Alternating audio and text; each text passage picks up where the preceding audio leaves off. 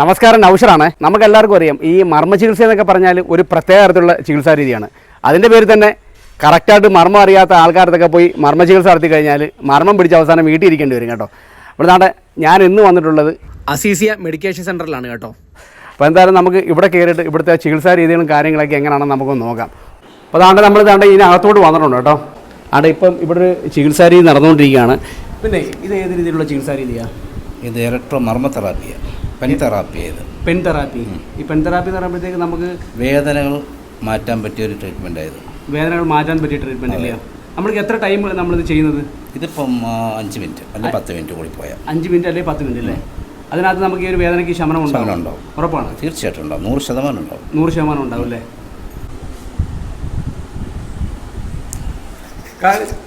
വേദന ഉണ്ടോ കാശിയായിട്ട്? വേദന ഉണ്ടല്ലേ? ഇക്കാലത്ത് ആരും കൊണ്ടാണ് ഇവിടെ എത്തിയത്?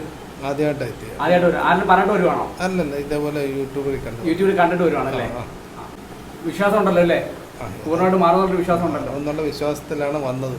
മാറട്ടെ എന്ന് പ്രാർത്ഥിക്കുന്നു. അത് തന്നെ.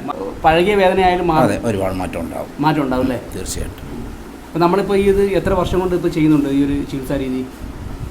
ഞാനിപ്പോൾ 3 കൊല്ലമായി ഇത് നല്ലോണം ഇറങ്ങിയിട്ടില്ലേ? നേരത്തെ ട്രീറ്റ്മെൻറ്റ് ഉണ്ടായിരുന്നു. അത് വീട്ടിൽ വരുന്നവർക്ക് ചെയ്ത് കൊടുക്കും, അതേ ഉണ്ടായിരുന്നുള്ളൂ. അപ്പോൾ ഈ വരുന്ന ആൾക്കാർക്ക് മാറ്റം വന്നിട്ട് അവർ വന്നിട്ട് പറയുന്നത് ജനങ്ങളെ ഒന്ന് അറിയിക്കണം എന്നൊക്കെ പറഞ്ഞാൽ അവർ തമ്മിൽ ആൾക്കാരായിട്ട് സംസാരിച്ച് യൂട്യൂബറെ കൊണ്ടുവന്ന് കാണിച്ച് അവരെങ്ങനെ ഇതാക്കിയെടുത്തതാണ്.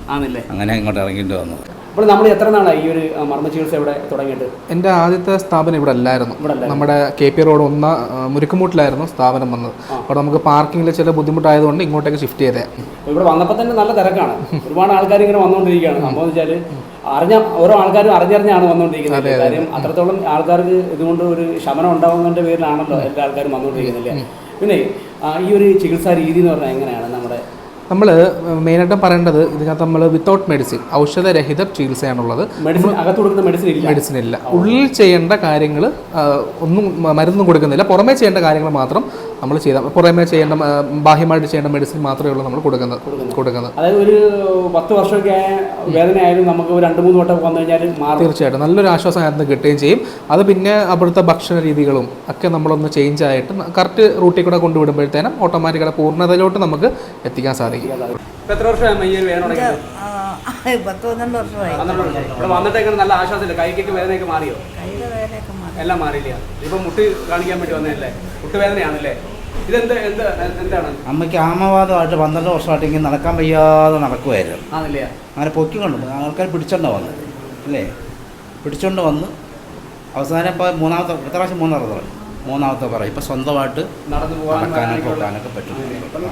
നടന്നു പോകാനൊക്കെ പറ്റൂല്ലേ അമ്മേ?